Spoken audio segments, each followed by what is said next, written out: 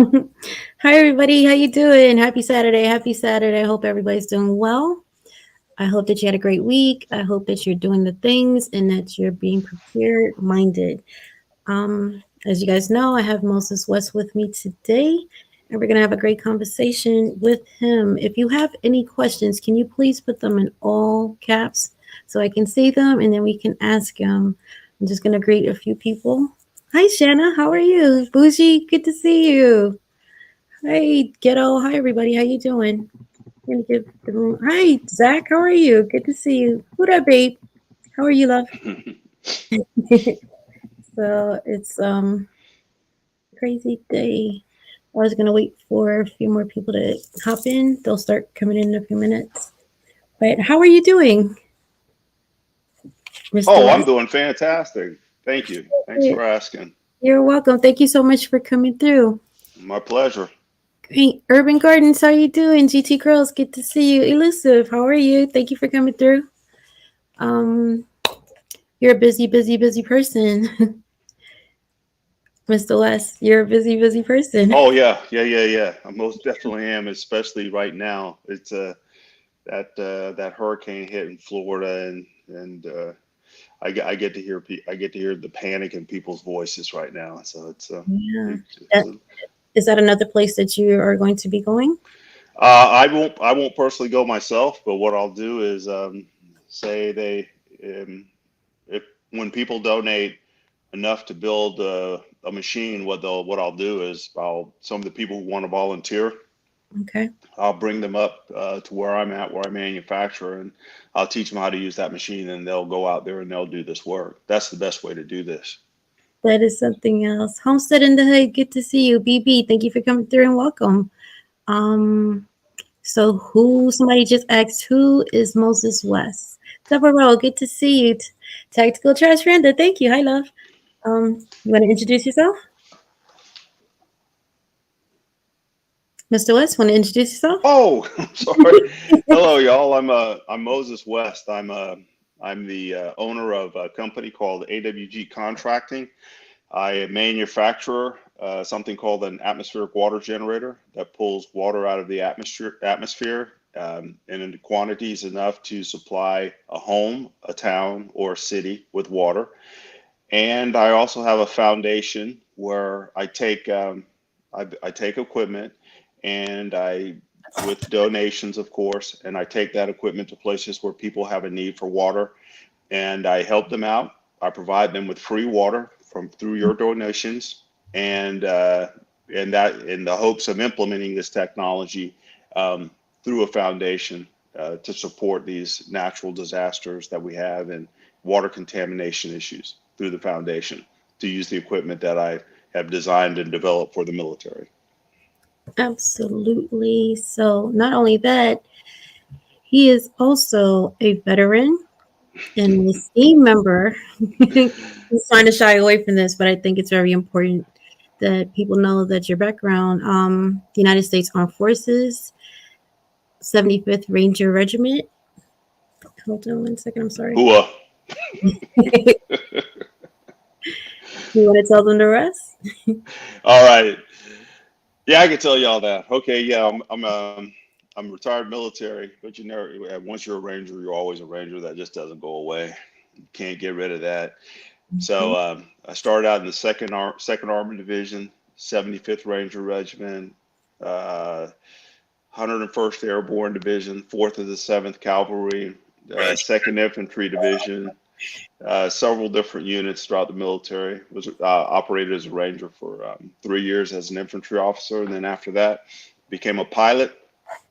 As a pilot in the military, patrolled the DMZ. That was with the Fourth and Seventh Cavalry, part of the Second Infantry Division, forwardly deployed in Korea. Flew Cobras 58s, and then I went from there to back again to flight school, learn how to fly the CH-47D Chinook model, and then got tired of just flying, missions, and so I became a test pilot. So I'm a test pilot in two different aircraft, and then I was injured and retired from the military. Wow, what an extensive career. So, is it your career in the military that got you interested in doing and working with? water? Well, being in the military. In the military, 'cause we always had this need for water, and we had this thing called the water buffalo. It's a 400-gallon water buffalo, and they would tow it behind a truck, and they bring it out to us. So I just knew that whenever we had an operation, the whole thing would come to a standstill if we didn't have water. Water was critical. And as a ranger, we just drank water out of streams. We had iodine capsules. We see which direction the stream would flow, and we could survive off the land. But the need for water, I think, where I saw water, critical water need the most was when I was living in Australia. I lived in Australia for 11 years, and there they had serious water issues. It got to there's a part of Australia in the north that's extremely tropical, Yes. where where all the crocodiles and all the mean stuff lives. And then you have a part that's a massive desert. And then all around the outside of it, it's pretty temperate. But they had used so much of their groundwater in that small country that the salt water started to go under the ground, and of course it started to destroy the land. And I flew into Sydney one time, and they had started treating the sewage water, and putting it back through the tap for us to drink. And that's when I just said, there's got to be a better way.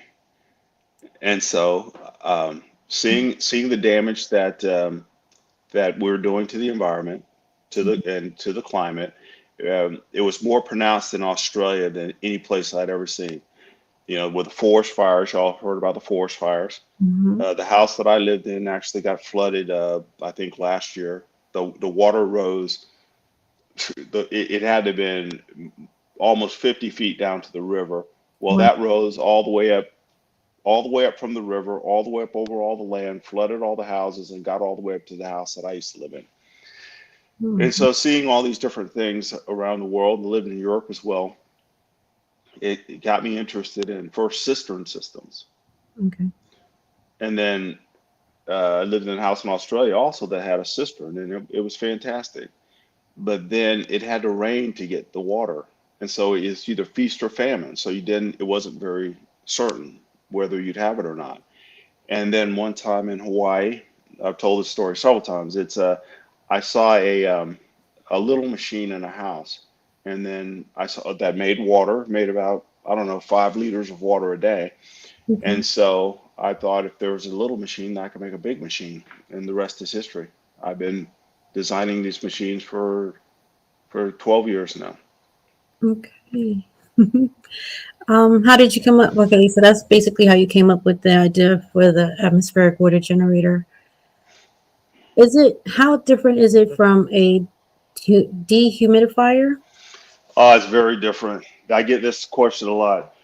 A dehumidifier is basically when it pulls it pulls in all the dust, everything else, and it takes a lot of power to do it. It's just made to remove water from the air, the moisture in the room. But then, if you tested that water, what would be in that water, and if you made a big one the size of the machine that I make, it would use so much power that you couldn't use it because it'd be too expensive. So the thing that I've designed, it's designed purely for drinking water. Okay. It is dehumidifying the air. It's not dehumidifying. It's just taking moisture out of the air. A dehumidifier, you put it in a room, it takes moisture out of the room. An atmospheric water generator, I put it outside in the atmosphere, and it generates water to drink. So I'm not trying to take the water out of a room. I'm taking water out of the atmosphere for you to drink, and that's a big difference. So, does your machine cause any type of damage to the ecosystem at all? The streams, the air, anything like that? Is there It any? actually helps it. Does It it? actually helps it. Okay, when we have a rainstorm, and the one machine doesn't do anything, it can't affect anything. There's no way that you can pull all the moisture off of the Pacific Ocean. Okay. My little machine, you can't even see it from space. If I had a million of them, Mm-hmm. you could put all a million of them in one county. and it's not gonna change how much water is evaporating off the Indian Ocean, the Pacific, the Atlantic, the South China Sea. It's just not gonna happen. You could have them on the coast when a hurricane came in. You think it's gonna stop that hurricane? No. I don't think so. But And when it makes water too, when I make that water and I put it back out, uh-huh.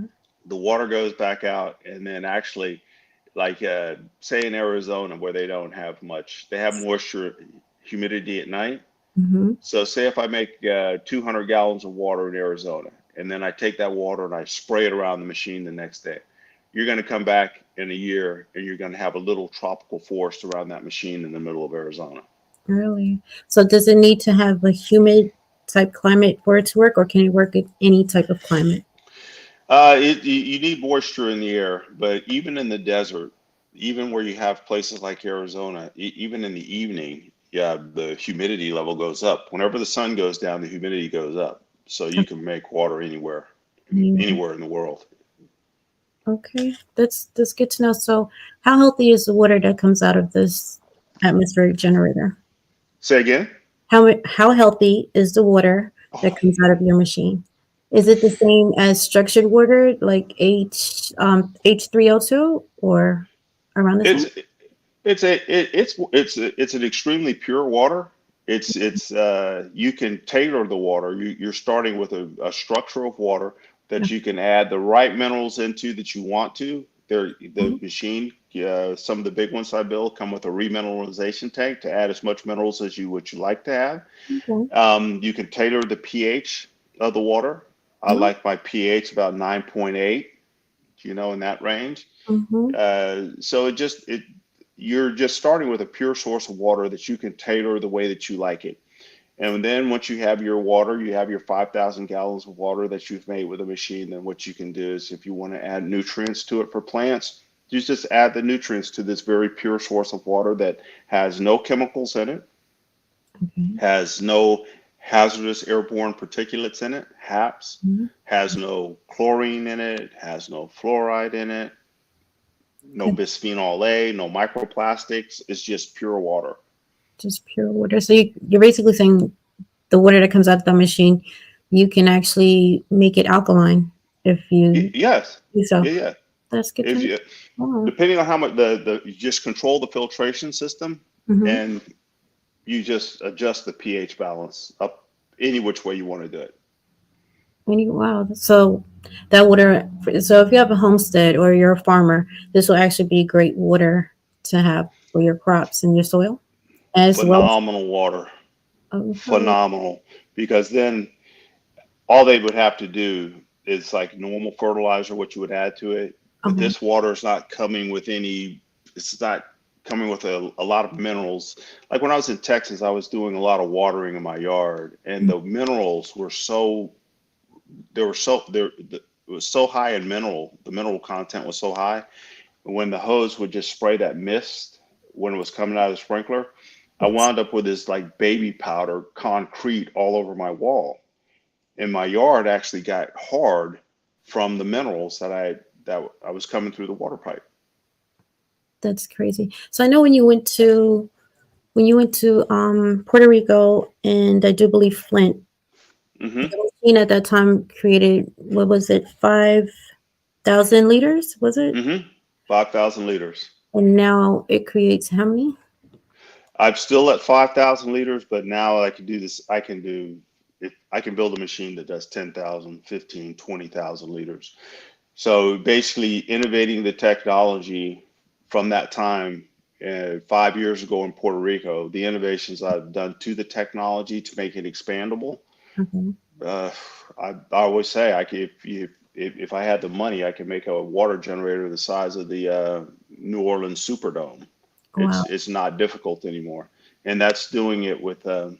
There's a mechanical process Uh-huh. to cool one component, and then there's a non-mechanical process to make it larger, and that's just the kind of stuff I've been figuring out. That's great. So your generator can actually run on three different ways, if I'm not mistaken, right? On power sources. Power sources, yes. Okay. when we think about power, what we have to remember that is power is power is power is power. You know, what you have is you have 110 single phase, 220 single phase, 208 three phase, 460 three phase. Those are the powers that we have in the United States. And overseas, they have 200 and 400 volts. Wow. Okay. But here in the United States, if you have a solar array, like when we were in Puerto Rico, we ran on solar power. Right. And that was all, and that machine ran on 460 volts, industrial power, three phase. And that was done with solar power. Wow. And so to run here in the United States, like and down in Mississippi, we're going to be running on 220 single phase. Wow. So this is one of the first machines that I manufactured that's 220 single phase, and I designed it so it would be the machine that you would put in your home. Right. So how small do they come for your house, or how does it work with your house? There's a market out there that people are interested in. They want that, like the original machine that I saw that Right. you put into your home. Mm-hmm. That's not my area of expertise. Okay. My area of expertise is for you to have a machine at your house so that when your whole neighborhood runs out of water, Mm-hmm. you'll be able to give them water and they won't want to have to take your water. Wow. Okay. So if you have a neighborhood in a city with 10 of these machines in it, Mm-hmm. that neighborhood, like if there was this hurricane that just hit Florida, Right. I've been trying to get the police departments, the fire departments, the hospitals, the military. The military is on track with this. So the guys I work with, they have their machines. They're good. But say then when this hurricane hit, if you had 500 of these machines in Florida right now, all you would have to do is pull that machine out, plug it in, start it up, and then that machine would be making enough water for 500 people to have drinking water. Wow. And so it's, within the 24-hour period where it would take to build up, Right. the 250, 300 gallons of water, or if it's a large machine to build up 1,250 or 2,500 gallons, they Mm-hmm. just pull the system out, start it up, and there's enough water for an entire neighborhood. That is crazy. And you reached out to Florida in regards to it. Have they gotten back to you yet? They're struggling so hard in Florida right now. Right. I'm not reaching out to them right now, but I will put a page up to start to generate donations Mm-hmm. to buy enough machines, to build enough machines so that I can give them to, it could be the Red Cross, it could be the Boy Scouts, it could be a neighborhood association, it could be any foundation, it could be to the Pinellas County Police Department, to the hospital, anyone who that I could get enough money in to build a machine, manufacture that thing, get it down there, train the people how to work it, and let them go make water for folks. Right. That's It's, a beautiful thing. as many as I could make as fast as I could do it. So Right. I'm getting calls and I'm getting emails from them right now. And the one thing that people ask me all the time is, why haven't we done this before? That was my next Well, question. That was my next question. the military is doing it. I've been building these for the military, Uh-huh. and they keep my lights on.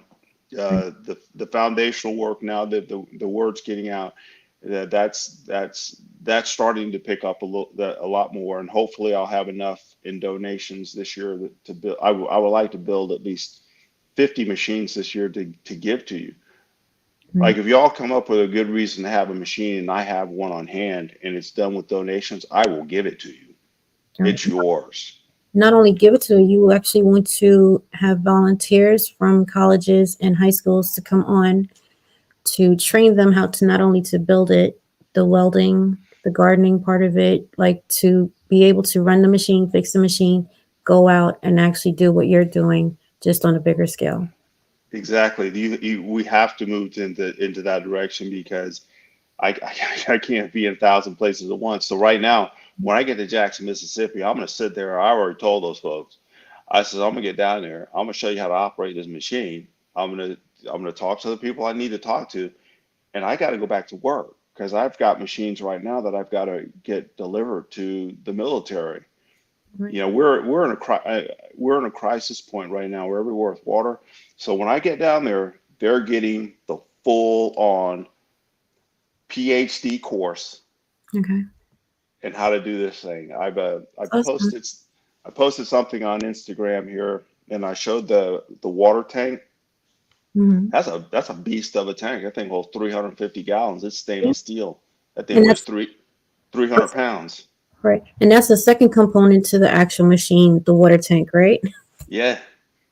But see, like what I would like to do is like right now, I want to combine you know the big machine I took to Puerto Rico Yes. Mm-hmm. and the one I took to Flint. Mm-hmm. When I built those machines, I built that machine with the one. If you look at the machine, you see three boxes. Mm-hmm. One box is a water generator. The second box is actually the water filtration Right. with a 1,000 liter tank in it, and Okay. then the last box at the end is actually a generator. It's a diesel generator pack. That machine, you pull it out, it operates for 7 days. Wow. That is awesome. That's 1,250 gallons a day for 7 days. And this is free water that um these citizens are getting, these people that are getting in these areas for free, unlike Yeah, Jackson, Mississippi, where they actually have to pay for the dirty water that's coming out the faucet and then turn around and pay for actual water to survive. I That still annoys the hell out of me. I can't tell you how much it does, but wow, it makes no sense. However, I do want to go real quick back to Flint.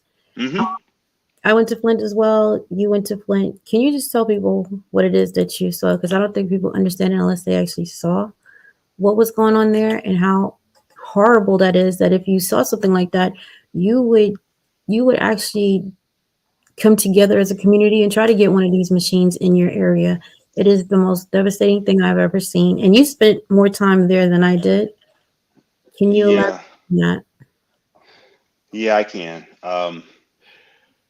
I had never driven across a lot of the Midwest before, but when I got to Flint and I I saw a place that was something that would what I you would read about in a dystopian novel.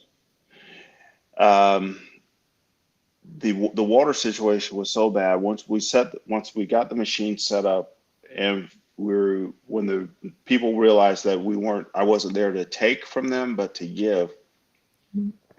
Everyone started to support the technology being there. And we just said people would come by and say, "Yeah, just bring by whatever jugs you have, and we'll fill them full of water." But after a few days, when people started coming out, when the trust was there, Mhm. and I started seeing the children, and this was the thing that got me the most.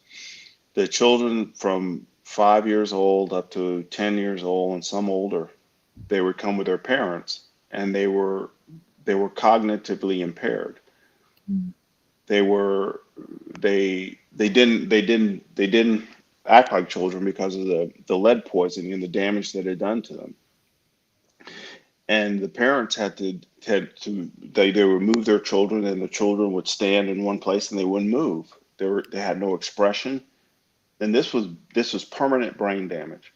Yeah. And after about day three, I was talking to I have my board certified engineer that's been a big supporter of this technology over the years. He started the Sustainability Institute in the University of Texas. Yeah. Les Shepard, and I called Dr. Shepard on the phone, and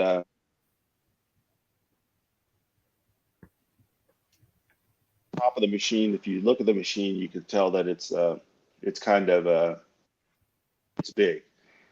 And so I sat up there, and I actually just broke down and cried. Yeah. Yeah, as tough as I am, I broke down and cried I know. because I what I was seeing, I was just telling myself, I just can't believe this is the United States that people were treated this way. And It's so it's really sad. It's actually, it's humbling because if it can happen there, it can happen anywhere. anywhere. And when you see the youth, the way it's just like you described, when we got there, the water was gone as soon as we got there, and it's like we did absolutely nothing. These people still need water, and to this day, they still need clean water. It is a travesty. I know you got into a little confrontation when you went down there. Can you tell the people about that? I thought that was an interesting story. Oh, about the when I almost got shot the first day. Yeah. Oh yeah, yeah, yeah. I was we were setting the machine up. There's so many stories. You got to remind me which one. Yeah. But we're setting the machine up, and there was a house across the street. And I told, and one of the gang members was helping us. He just stopped in, and I said, "Hey, why don't we all pull together? You guys help me with this big machine." Everybody's very curious because of Carring's route and everything. And so I told him to go across the street to this house because it was abandoned and get a piece of wood. He went and got a piece of wood, and then a car pulled up, and there was four guys in the car, and they were confronting this kid. So I walked over there, not knowing any better, and they were standing there. The kid was there, and the four guys were there, and I walked right into the middle of them. I stuck my hand out, and I said, "Hey, my name's Moses West. How can I help you?" And that's right when the guys were about to pull the guns out and shoot this kid. And Wow. I stepped right in between them, right when they were getting ready to pull the guns out. And I stuck my hand out and shook his hand, and nobody got shot. But I didn't find out what happened until after everything had settled down, and everybody had a strange look on their face. And then Mhm. finally, someone just came up to me and said, "Moses, brother, we need to talk." I said, "Yeah, what about what?" And he goes, "Man, you almost got shot." I said, "What are you talking about?" He goes, "They were about to shoot that kid, and you stepped right in the middle of it." So I'm still here. I'm still here, but it turned out those same people became an actual ally for Yeah, you. they did. Yeah, they did. The guys that were in the car, they came back and they brought their friends and other people who were that they had issues with. They came by, and it just kind of mellowed everything out in that area. Yeah, they actually called a truce so that you can continue doing what you're doing because Exactly. what happened to the machine?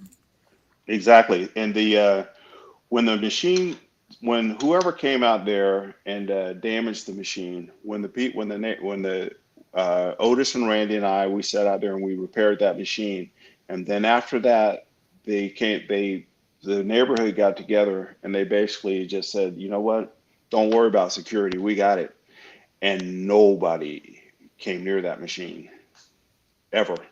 We would leave it out all night and everybody watched it. And if there was somebody out there that people didn't know, these guys, they'd pass by, they'd stop, they'd get out of their cars and they'd ask them, "So what are you doing?" And they said, "Oh, I just live down the street." I said, "Okay." So the whole neighborhood took ownership of that. It was really nice to see. That's good. Can you tell me how the machine was tampered with? Yeah, what they did was they they put a lot of they put gunk into the fuels and into the fuel tank, and I could see that from the fuel filter. They had opened up the front where the compressor was, and they did a really good job of this. Instead of removing refrigerant, what they did was they Wow. added refrigerant. So then when you put the gauges on, you're looking at it. You can't tell what's wrong with it, but you're running it, and it's excessive refrigerant in the machine, and that's what they did. So it's a big system. So you had to pull all the refrigerant out and start over again. So when they destroyed the generator, they destroyed the battery, they put something in the fuel tank, they changed the programming on the computer, but that didn't stop me because all I did was I just went and got another big generator and brought it out to the field. But then when they destroyed that compressor, which weighs 500 pounds, I had to get them ship another compressor from the system. They actually compressor that was in the system in Puerto Rico. Mhm. We had the guys in Puerto Rico because that system stayed in Puerto Rico. Had Mhm. them remove that compressor because the compressor was over $15,000 to get a new one. So we had them open world relief, pull that they pull that compressor out over there. They put it in a container.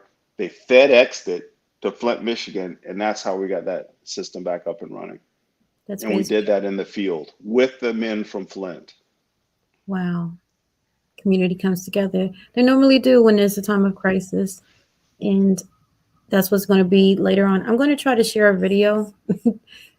It's one of your videos, so just bear with me for a minute. Okay. All right.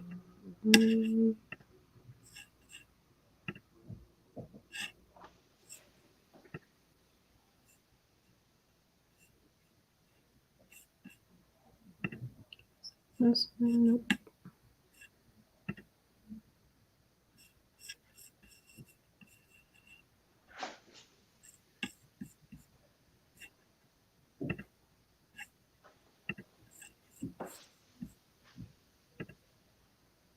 Can you see it? I can't see anything. Oh, there we go. You can't. Okay, so I'm gonna play because I can't see anything. But Okay. how this goes. This is the water pump that's going to go to this tank right here, and this is the tank that's 350 gallons. Which you can see all the stainless steel fittings that are going to go on there. This is the back pressure, so that when the pump cuts on, it pulls water out. As soon as you close the valve, the pump is going to stop working. So here's the pump. Let's come closer. We can take a look at this one. Another, it's a NSF 61 rated pump. So it's for water. Stainless steel tank here. This holds 350 gallons of water. And if we come around to this side here, Can you hear? we got this guy new. It's American made. We're in a union shop. And so this guy right here. Can you guys hear is it? going to be the water. I can. Okay. For the building. So they can use this for the building or for the garden or whatever they want. The water chiller will pump in here.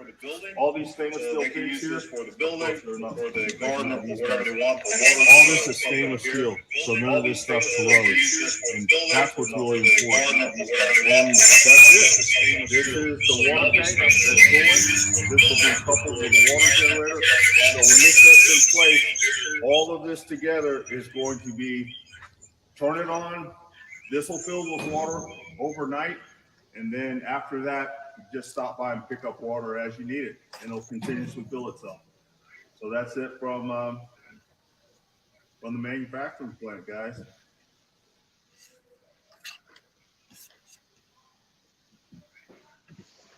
Okay. Okay, I'm back. Wait. Yeah, I just did that. Last week. Mhm. Oh, this week. Yeah, just a few days ago. Yep. There's another one I'm trying to pull up right now to show them. Where you give me 1 second. Let me see if I can find it.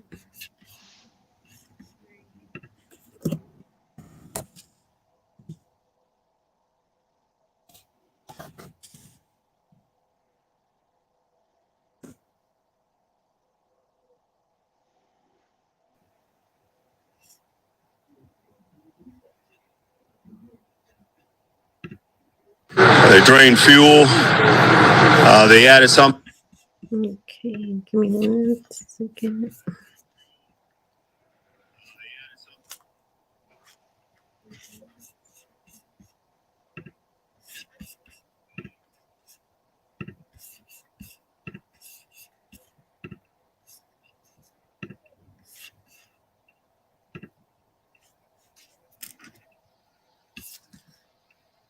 To the coolant lines to play with electronics, and that's not Covanta stuff. Less than a week after To the coolant lines to play with electronics, West says and that's not Covanta stuff. Less than a To the coolant lines to play with electronics, and that's not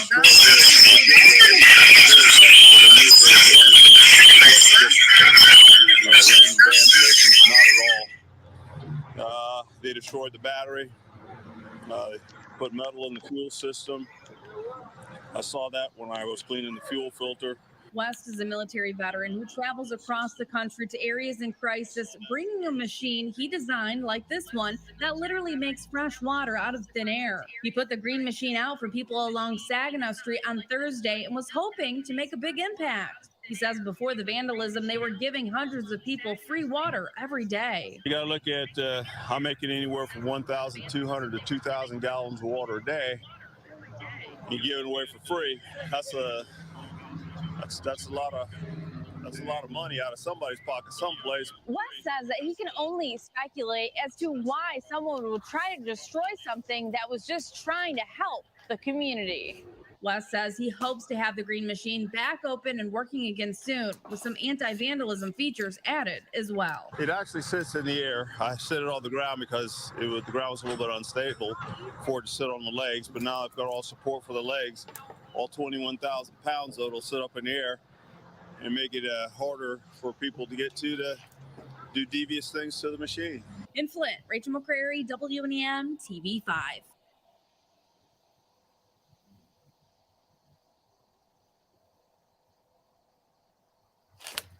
Today is Moses West Day in Austin. It's a name you may have heard before here on KVUE. He is the Army Ranger who has technology to capture a large amount of clean, usable water from the air. Moses showed us the water generator last year before the trip to help the storm-damaged island of Puerto Rico. Now he and that machine have finally arrived. Brandon Jones joins us now. And Brandon, you spoke with Moses today.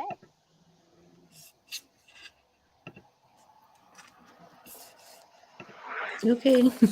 I just wanted people who may have not seen what the machine looks like or what it does, that they can get an idea what this is and how we should really be paying attention to this and really pushing for our officials to fund this.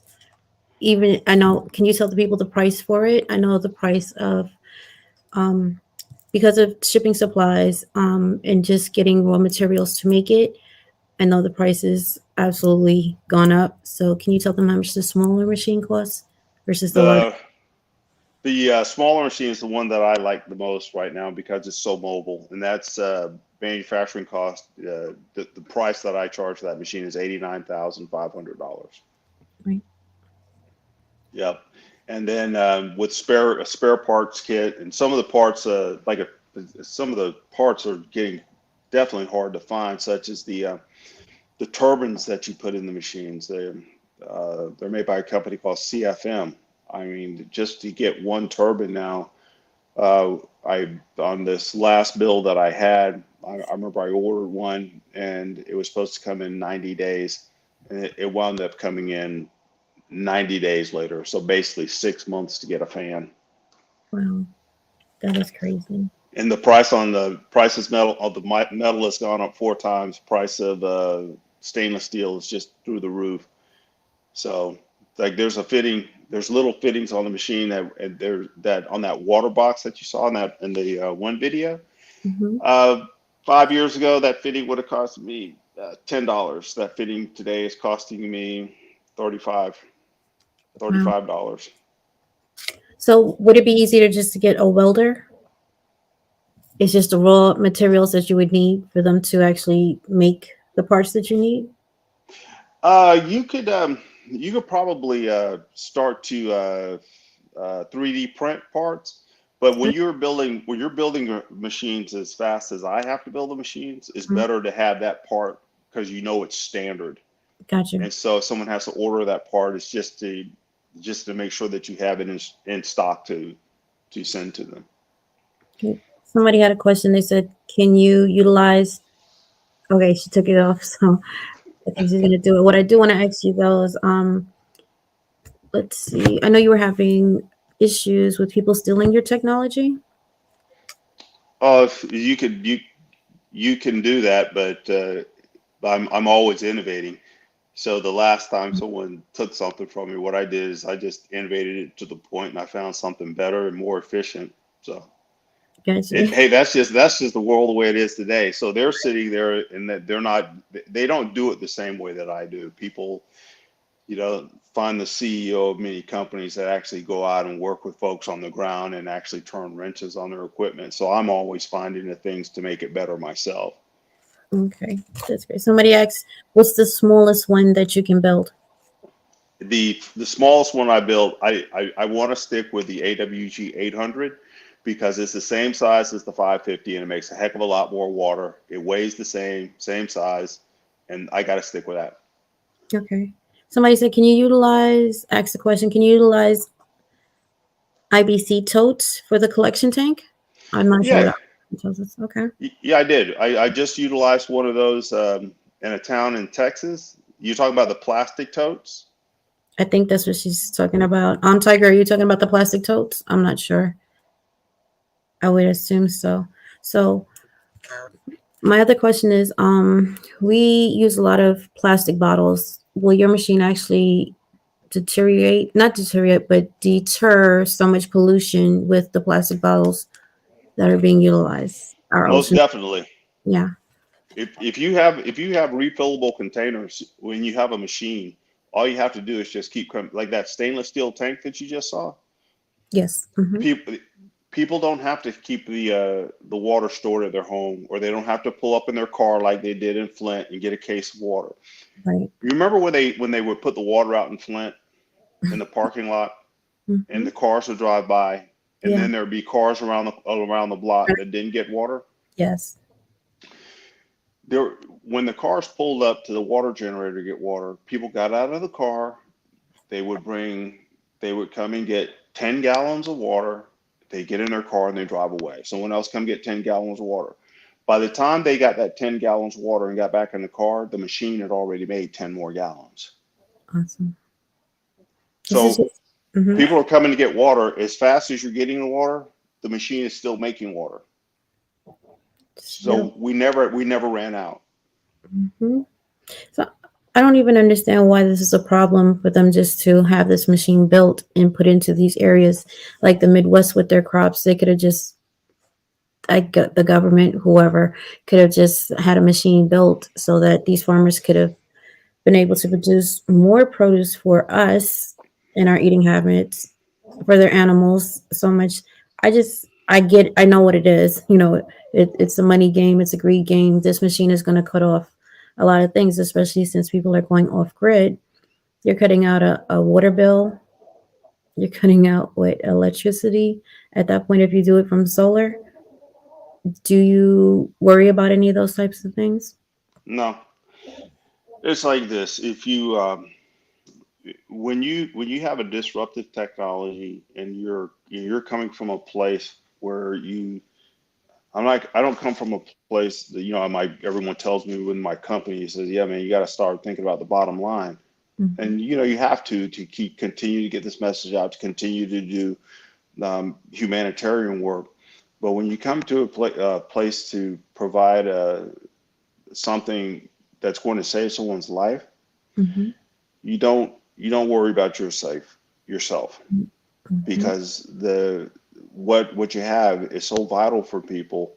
I can't sit around and worry about what someone wants to do to me, because I when I was in the military, I would go to some country where I could easily lose my life, where I saw other people lose their life for things they didn't even believe in. And Right. so this is something I believe in. I don't want to die, of course. Mhm. Nobody does. But I don't worry about that. I can't work in the dark on this. I have to work in the open. You have to understand that you're not going to run out of water. Everybody listening here has to understand you're not going to run out of water. You can't. It's impossible, because water comes in three ways: a liquid, solid, and a gas. And now, if I spend the rest of my life trying to get that message out to y'all and y'all understand that, I've done my job. Right. That's it. Yeah. And you've been doing this for quite a while. I'm surprised. Yeah, I feel it. I feel it. I think we all do. Life is getting hard. So hold on. Somebody asked a question. Ghetto asked, how much of the microplastics does this machine filter out? Oh, if I'm not mistaken. Oh, there's none. Zero. Yep. So Ultimate Acres asks, is the machine doable for the desert type environment? Yes. Yes, because look, if you say when you take a machine to the desert, like say Arizona, Mm-hmm. and that humidity goes up at night, and then you have your water, what you're going to do is you're going to plant plants where that desert is. You're going to plant plants. The plants are going to biodegrade, then it's going to turn to dirt, and then you're going to plant more plants. You just take 50 gallons and just water around the machine. Then all of a sudden, you're just going to have this little forest around your machine. Mm-hmm. And so you're basically terraforming by pulling the moisture out of the air and putting it back around the machine. Because it's not raining, but you're just pulling out of the air, and then the plants start to grow around the machine. I did that in Texas, That's by the awesome. way. That is I created my own little river. that is amazing, and that's look like nobody talks about that. How did you create? Mm-mm. On that, I just posted that on I think it's someplace that on the Instagram page. You'll see a machine and the water's just pouring out of it. Mm-hmm. And I followed the water. I followed the water down, and then you could see these ruts in the field, and you can see the ruts are full of water. Wow. And what those ruts are because I had to have this big forklift come out there and pick a machine up. And when the forklift came out to the field, a dry Texas field supposedly, and Mm-hmm. it sank. We Wow. had to get another forklift to pull that forklift out of the field. That's great. Because the field was so saturated with water. And so what you see when you see that thing that looks like a river, that's actually the rut from where the forklift got stuck. Oh wow. And that was in the middle of a drought. That's crazy. I read somewhere that farmers were forced. They cut off the supply, the water supply. I think it was from the river, and they had to go underground to get water for their farms. But that water started to run out. This machine would actually fill those underwater. I don't know if is it a reservoir or a well that's underneath there? It's an aquifer. What that's called in Texas. They're trying that right now. Okay. It's called ASR, and ASR is aquifer storage and recovery. Mhm. And so right now, what they're looking at doing, they're looking at taking treated sewage water, Okay. treat the sewage water, and then pump the sewage water back into the aquifer where your fresh water is, so that you can reuse the sewage water as fresh water. You got that, right? Yeah, you saw my face, right? Yeah. Best thing you can Okay. see. Ew. Yeah. So that's what ASR wants to do. You can research ASR in this for the state of Texas, Aquifer Storage and Recovery. San Antonio does a really good job of treating sewage water, and if it's still the same way, we have that river in San Antonio, Mhm. the River Walk. What a lot of people don't know is that the river Walk in San Antonio that goes through the city, all that water in the River Walk, when it rains, it's rainwater, but most of the time it's what they've treated and they put back through the river. That's what the river is. I think something is just better left unsaid. So like if you say as this technology evolves and you have places like Florida that sit on the Biscayne Aquifer, Mhm. it's easy to take to pull millions of gallons of water out of the atmosphere and pump fresh water back into the ground. And when it goes back into the ground, it's going to pick up the minerals that are in the earth. Mhm. And so it's going to be just a high quality source of water. And I would just do it to the point where I overpressurize the water going in, so Mhm. that it would continue to just push the dirty stuff out. Got you. Trees. Did you ever consider a personal device for nomadic living? I heard you. Oh yeah. I heard you say you wanted to stay at the AWG 800 level, though, but had to ask. Yeah, I could do that. Hey, when after this mission, I'll when I finish this other contract I have with the military building these machines, I'll have some time where I can sit down, and everybody keeps asking me about this small machine. I'll Mhm. build one. Okay, I think that would be great. I just got to finish what I'm doing right now. I got a lot of stuff going on. I'll Okay. build one. I'll build one for you. I'm telling you here and now, I'll build one for you. Awesome. Thank you. So Charles in Charge says, he would like to walk or talk with him to help build? So if somebody wanted to volunteer and learn how to. Well, right now, you could easily learn how to repair them. The Mhm. first thing that you would have to study is start to study, become a master electrician, and also study PLC systems as it relates to air conditioning control systems, and study air conditioning refrigeration technician, like a compressor technician. Study how to weld copper, how to weld. So I need you welder, refrigeration technician, PLC technician, master electrician. And So so study those, and you can easily work on one of these machines. awesome. So when you go to Jackson, you said that you were going to train the people in Jackson how to troubleshoot the machine, work the machine, everything, right? Do you have a list of people from Jackson already, or just when you go down there, you're just going to? Oh, I have a list of people at the facility because it's an assisted care living facility. It's also a veterans facility where veterans live, and some disabled folks live there. And so they've got severe, about the water problems they've had there. Mhm. And so before they even had the flood, they asked me to come down there. And so they've got the folks there that are going to learn how to do this. And then from that point, they can actually, when they have time, they can show you and teach you as well how to do it. I'll teach them good enough to teach other people. Okay, let's see. Corey wanted to know, does it affect the water supply downstream from the machine? If I like, say when I was at Camp Mabry in Austin, Texas, and I was letting the machines just operate full time, Mhm. it's like, I don't know, how much was I making? 5,000 gallons, just running constant. When I poured that water out, what it did was it just made a really fresh stream. Okay. So it just put clean water into a river. That's it. Oh, it's a beautiful thing. Hot Tub Tony said, can the machine be ran off of solar, or does it run solely off of diesel? Remember that thing I said in the very beginning? Power is power is power is power. It runs on solar. It runs on a generator. You can plug it into the wall. You can take the power from a telephone pole. Power is power. It doesn't matter if it's wind, solar, or generator. Electricity is all the same. It's just how it's generated. Absolutely.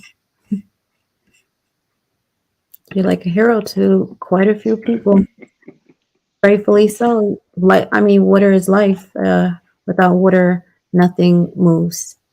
Exactly. You're absolutely right, and that's one thing that makes this so much fun, is Mhm. that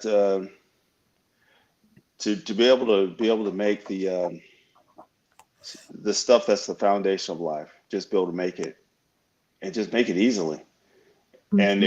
everywhere you've ever gone doing this, there's no one ever gets really angry at the guys making water. So it's good to wake up in the morning. Okay, so you're right. Someone asked, does this work similar to a refrigeration dryer, like used on an air compressor? Yeah. It works more with you're talking like a refrigeration compressor. An air compressor is just compressing air, and that's why it gets water in there. And that's something that, sometime in the future that I would like to experiment with as well. It's like taking in a large volume of air and just compressing that air down, but it takes a lot of power to compress it, so it might not work too well. Someone wants to come on and ask you a question. Are you okay with that? Sure. He's actually the person that put me in contact with you. Hold on a second. So Ghetto does have a question. He says, has any kind of corporation or entities asked him to stop what he's doing? No, not at all. The United States military has asked me to continue doing what I'm doing. Mm-hmm. So I think federal tops everything. But you have been blackballed out of certain things. Hi, Tony. How are you? How everybody doing? Mr. West, how are you? Yeah, I'm doing great. How are you? All right.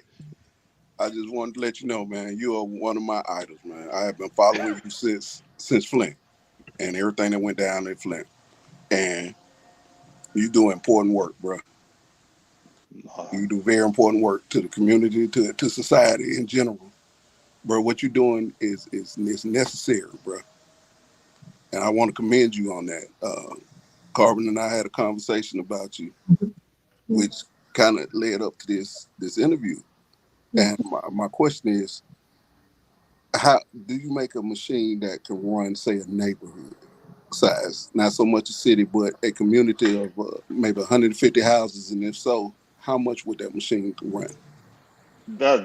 That's the machine that's just like the machine I'm taking to Jackson, Mississippi. That machine it's similar to what the Army uses and the Marines use in the Pacific, and that machine right there is enough for a neighborhood for drinking water. Mm-hmm. Now, then we add on to that when you start talking for anything else that you need. So that machine is just that $89,000. So just say all in, just say $100,000, and for a neighborhood to have an unlimited supply of drinking water. And if one wanted to be if you can get a city wagon, you have one available, or at least a prototype that can run, say, a small city.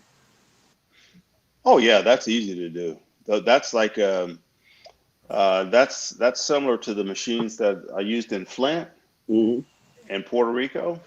But that's I'm so past that technology now. I can do this 4 times that amount of water now.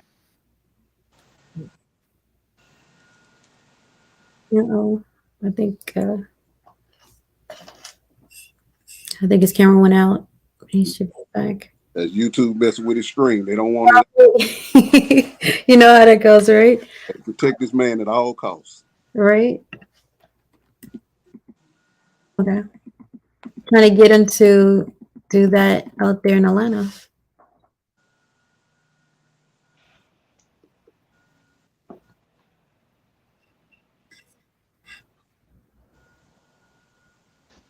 All right, we're back. Okay, great. And oh, sorry. Do you have any plans of?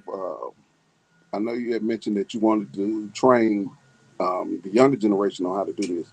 Do you have any plans in place on like a training program for it, or any kind of a blueprint for that can be passed on to the say local school boards and anything like that, to where we can add that to a high school curriculum? Yes, we're working on that. We're working on that right now.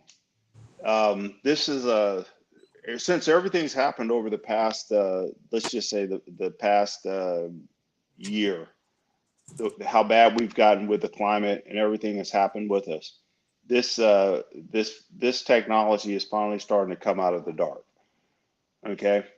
And so this is probably one of the better years that I've had doing this. And people are realizing now how vital this is, and how it's an actual technology that can alleviate a lot of the pain that we're feeling right now. Because when I first started out, I was telling the Texas Commission of Environmental Quality, I said, look, guys, we got 5 years. We got 5 years before the wheels fall off this bus.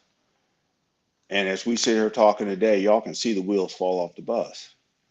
There's not one place in the world that's not touched by high temperatures, contaminated water, hurricanes, typhoons, floods, drought. It happens. It's happening every week, every 2 weeks, every month. Large rivers running dry. So this curriculum, I got to get it done this year, and I'm certain that I will.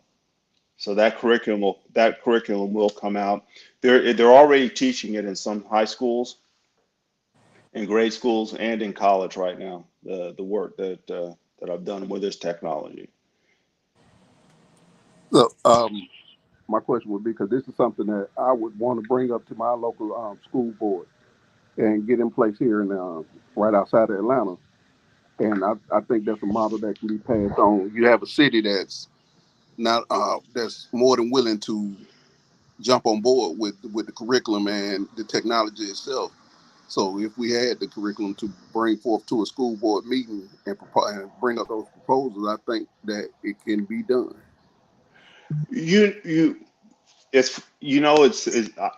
I'm from Georgia, and all my folks live in Atlanta. I was born in Columbus, and I have so many meetings. You got to forgive me. I just had a meeting with someone, and we just tossed around an idea about making a training facility, a sustainable training facility, and we said we were trying to pick a place. And one of the people on the board said Atlanta. I just had this meeting this past week. One of the many that I have. Well, you definitely have a population that is more than willing to sign on board with it, and city governments throughout the metro Atlanta area and Atlanta proper itself that would happily jump on this. We're a landlocked city, and our water is dependent on the state of Tennessee pretty much passing that water down to the Chattahoochee to come through Atlanta. So it's always a water crisis here. Yeah, and you would have in Atlanta, you've got that heat island effect. You got that they call hot Atlanta, and so all the suburbs, it pushes the rain out to the suburbs. So y'all have got the humidity and moisture in the air, and your temperature's pretty moderate year round. Y'all can bank some serious water down there. Yeah. It's something I don't want to hold up everybody else, because I know you got other people that want to come on to ask questions, but I definitely will reach out through Carbon to you on trying to get something together down here. Okay, most definitely. You had Carlos Santana reached out to you? Yeah. Carlos and I had a great conversation. That's great. Atlanta has a lot of people that can make this happen. It's something that's going to teach the future how to create more water for generations to come, especially since we're leaving them with a lot of stuff to deal with and work out as we move forward. Where do you see your technology going? This technology is a linchpin in sustainability. Okay. What's one thing that when we're in the inner city that we can't get? It's easy for us to find a pack of cigarettes or a beer, right, or a liquor store. That's easy. But you go try to find some organic fruits and vegetables, the stuff that we should have to eat, because that is directly related to how like during COVID. Mm-hmm. During COVID, what happened was we had a lot of loss of life because people that didn't have good, healthy food to eat. So where I see this technology going is I see pure water going into growing vertical grow operations for fruits and vegetables, vertical grow indoor operations where it's more plentiful, healthier food, no microplastics in it, no contamination, and then those areas done on solar or renewable energy, supplying the grocery stores within a certain area radius, and everybody in the inner city. It eliminates the food desert, because right now the inner city kids can go back to growing food for themselves in their own neighborhoods, and then the community participates in this, and this brings the community back together. Absolutely, I agree.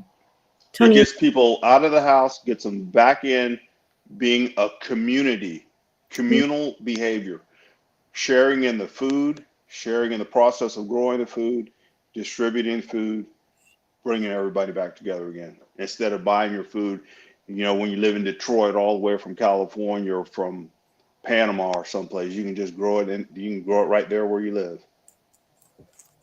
This is awesome.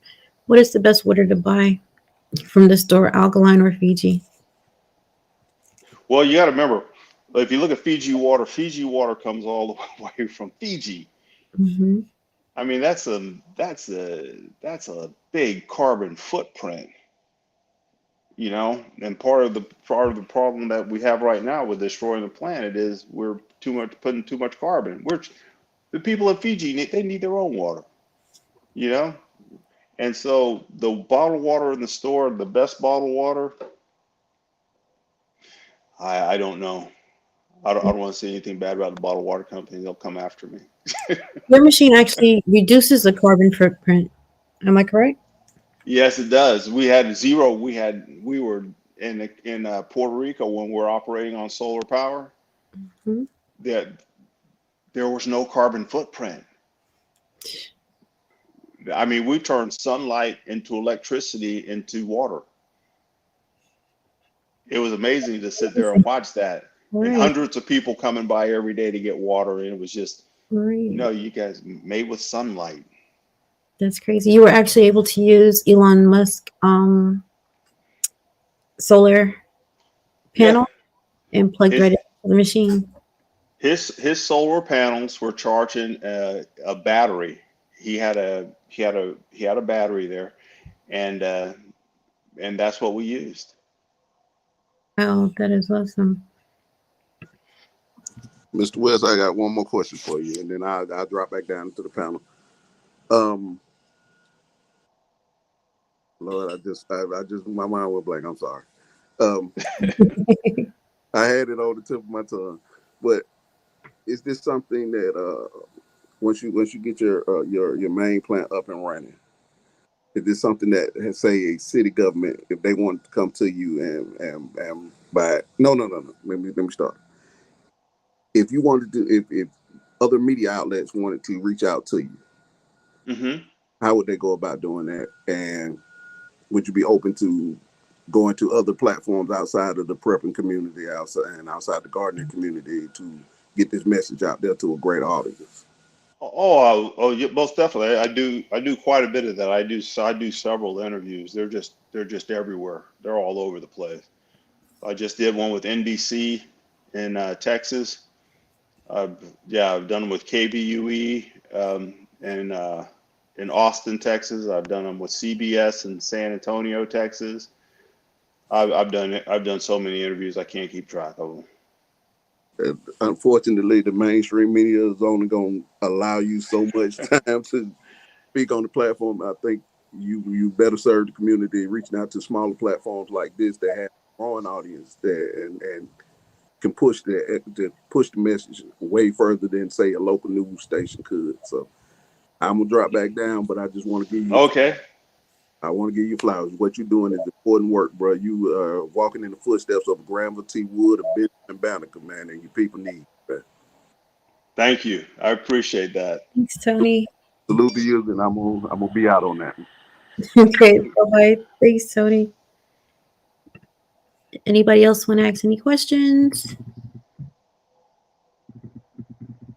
I think, someone, wait, I'm trying to find it. You wanted to know if the military tried to buy your patent? No, the military's not. They don't want to buy your patents. The military just wants to buy equipment from you. Oh, well, That's that's it. okay. I like building the stuff for the military.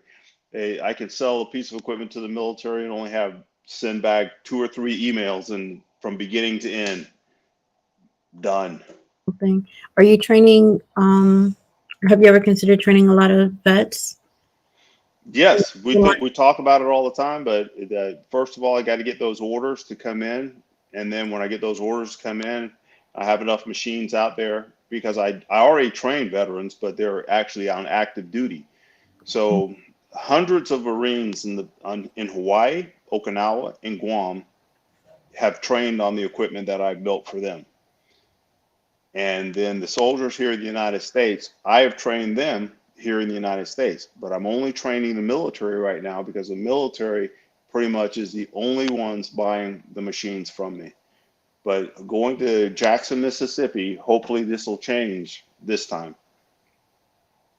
I hope so. I hope it does change. And everything. Me too.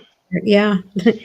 And I hope a lot of other people I dropped your email in case anybody else wanted to interview you, because I know the prepping community has quite a few content creators and they may have different questions than I had. But the more you're out there, the more people will get to know what's going on and that they have an option that can save lives as well as the earth, as well as the waterways. And like, there's a lot of things that can be done. I'm sorry. I was learning how to The machine. Somebody was asking a question. Is Start Contact VA hospitals a veteran assisting living homes? I do believe you're assisting one of those right now, right? Exactly. Yeah. I'm assisting one right now. Isn't it is it in Mississippi as well? In Yes, Jackson? it is. It's in Jackson, Mississippi. Yes. And that's what we're taking donations for. Okay. I'm going to drop those links again. In California, what are your thoughts? How do you think that how do you think you can help California? Are you helping California? Well, there's a few folks in California right now that would like to probably do something in the San Joaquin Valley, some bigger projects. But there's plenty of moisture in the air in the San Joaquin Valley. I think I could put a system in the San Joaquin Valley that could probably supply every town, but supply them with drinking water, the entire San Joaquin Valley. If you go and you Google this fog, there's this thing called Valley Fog. It's the Tulare Fog is what they call it. It socks that valley in starting in about October. There's enough moisture in the air on those months that water's in the air to supply the entire San Joaquin Valley with all of its drinking water. Wow. All you have to do is just condense it. It's right there. It's right It there. covers the entire valley. You can't even see your hand in front of your face. That's easy water right there. So a couple of your machines can actually help fill Lake Mead back up. No, I wouldn't go so far as to Gotta say throw it that. out there. No. Lake No. Mead is huge. There's a Yes. lot of evaporation going on there. That is crazy. Okay, somebody just. Oh, how do you store the unit? Hi, Bougie. You store the units. Just you can just leave them outside. Just turn it off. Leave it outside. It'll be fine. There it is. They're built military tough. Awesome. That is great. No rust, no nothing, none of that. You don't have to worry about it. Beautiful thing. So that is it. I think nobody else has questions. Anything you want to just, how can we help you? Okay, we have the links for the foundation, right? Is there That's anything it. you need us to do or that we can do as far as dealing with our senators, our Congress people, anything like that? Whatever you feel is necessary to get this out there to folks. But right now, my main focus is like I've got, I always say my A to B, B to C. And right now, my A to B is I have a contracts that I have to fill for the federal government. My C is I have Jackson, Mississippi, where I need to implement this technology. And then the thing that's just been added on is Florida. I've got to do something to help those people out in Florida. So we'll put up a page soon to start taking donations for that. But even if you donate to the foundation right now, if I had $10 million come into the foundation, I would build $10 million worth of machines and get those out to Florida as soon as I could get them out there. Okay. So when you go out to Mississippi, I might come out. All right. I'll be there. I'll be there for a little bit, but I'm only going to be there just for a little bit. Yeah. Do some training. I have some interviews to do there. Then the rest of it is just to make sure that I get back because I've got orders that I got to fill. So I'm a very busy person. I'm actually interested in see how you're going to train the people that's in Jackson to be self-sufficient in working with this machine. So it's definitely something that I am looking into. Okay. And I want to go and observe that. If it's okay to drop your email, which I did already. I should have asked first. Oh, so it's fine. Okay. Your phone number? Oh, I can't give that away right now. There it is. Just wanted to make sure. There it is. And hold on, there's one more for Flint. And just looking to see if anybody else has a question. Has he ever talked to Aaron Brockovich? They would be a great team to see work together. People have mentioned that, but we haven't done it. Hey, y'all, I tell you what, I really enjoyed it, but I Yes. might have to, Thank you I so might much. have to jump here. Nope, we're good. Thanks so much for coming through. I appreciate you, and we'll stay in touch. Thank y'all. And Yeah. don't forget, donate to the foundation to help us out there in Jackson and down in Florida. We sure will. I'll keep dropping a link. And I put his YouTube page on there. He only has 179 subscribers. We should all be subscribed to follow through and see what's going on and keep in touch of what's going on with Moses West and all the great work that he's doing. So thank you so much. You can follow it on Twitter, LinkedIn, Facebook. Not LinkedIn. What is that? Twitter's doing pretty good right now. Instagram is doing pretty good right now. And I'm always putting stuff out there to let you know exactly what I'm doing. Absolutely. We sure will. Thank you so much for coming through. Please be safe. And I'll speak. I will. Okay. All right. Bye. Take care. Bye-bye. Alrighty. Let me just go ahead. You go. I'm just going to drop you. Okay. Alrighty. Well, everybody, thank y'all for coming through. It's pretty interesting, right? There's all these solutions and people just don't want us to know about it. So we have to spread the word. If you have a channel and you can interview him, I dropped his email in there. You should do it. Get him out there. Get the word out there. This can help so many people, especially homesteading and people with the gardens, farming, everything, just households, communities that are dealing with these water issues that don't really have to, because there's a machine, there's a solution right there. And it is crazy that they would rather people die or be sick. He actually had a story where there was a lady in Flint and she was stuck in the basement. And by the time he got there and she got out, she was almost like a zombie. And all she asked for was water. So look at what's going on with other people and realize that this can happen to us as well. And the simple fact that water is all around us and here's this machine that can actually give us this life-sustaining substance, we really need to pay attention. We really need to be proactive. And we really need to support this cause, because at some point, we're going to need water. Look at Lake Mead. Look at the Midwest. Look at our crops. A lot is going on. So you guys enjoy the rest of your weekend. Really think about it. Spread the word. Have conversations. He really wants to work with colleges, college students, and high school students. Keep in contact with him. Follow his pages. Maybe you can send your kid. This can be life-saving for generations to come. And, you know, our children are innovative. They'll probably come out with something even better than that. So, you know, keep abreast of this. Keep on it. Keep sharing it. Keep doing the things. Thank y'all so much for spending some time with me this evening. Appreciate y'all and love y'all. Have a good weekend. Bye, everybody.